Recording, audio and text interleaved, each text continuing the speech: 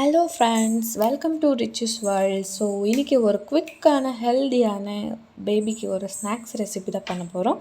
So வாங்க late பண்ணாமல் வீடியோக்குள்ளே போகலாம். ஃபஸ்ட்டு ஒரு மிக்சிங் பவுலில் கேவுரு மாவு, அப்புறம் கொஞ்சம் சால்ட்டு, தண்ணியெல்லாம் போட்டு அடை பதத்துக்கு நம்ம ரொட்டி சுடுவோம் இல்லையா, அந்த பதத்தில் செஞ்சு வச்சுக்கோங்க.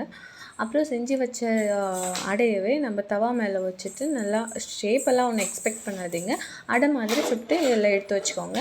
ஸோ நல்லா கொஞ்சம் ஆயிலெல்லாம் விட்டுட்டு நல்லா வேக வச்சு ஒரு தட்டில் எடுத்து வச்சுக்கோங்க. அப்புறம் வேர்க்கடலை எடுத்துகிட்டு அதை நல்லா ரோஸ்ட் பண்ணிவிட்டு அப்புறம் தோலெல்லாம் எடுத்துகிட்டு ஒரு மிக்ஸி ஜாருக்கு போட்டு கொரப்பாக அரைச்சி அது சைடில் எடுத்து வச்சுக்கோங்க. நெக்ஸ்ட்டு நம்ம அடை சுட்டுருக்கோம் இல்லையா, அதெல்லாம் குட்டி குட்டியாக பீஸ் பண்ணிவிட்டு அதுவும் ரெடியாக எடுத்து வச்சுக்கோங்க.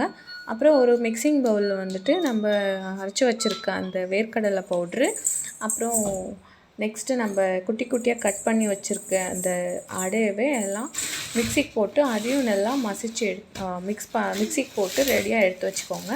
ஒன்ஸ் எல்லாம் ரெடி ஆனதுக்கப்புறம் நம்ம அரைச்சி வச்சுருக்க வேர்க்கடலை, அப்புறம் நம்ம ரெடி பண்ணி பவுட்ரு பண்ணி வச்சுருக்க அந்த கேழ்வரகு அடை பவுட்ரு மிக்சிங் அது, அப்புறம் ஏலக்காய் பவுட்ரு, அப்புறம் கொஞ்சமாக நாட்டு வெல்லம் எடுத்துக்கோங்க. நான் வந்து பனை வெல்லம் தான் பவுட்ராக கிடைச்சிது, நான் அது தான் போட்டிருக்கேன். நீங்கள் எந்த வெல்லம் கிடைக்குதோ அது போட்டு வச்சுருங்க. அப்புறம் ஒன்ஸ் நல்லா எல்லாம் போட்டதுக்கப்புறம் கையில் நல்லா ஒரு மிக்ஸ் கொடுத்துக்கோங்க. ஒன்ஸ் எல்லாம் மிக்ஸ் ஆனதுக்கப்புறம் உங்களுக்கு தேவையான சைஸில் வந்து நீங்கள் லட்டு மாதிரி பிடிச்சி எடுத்து வச்சுக்கலாம்.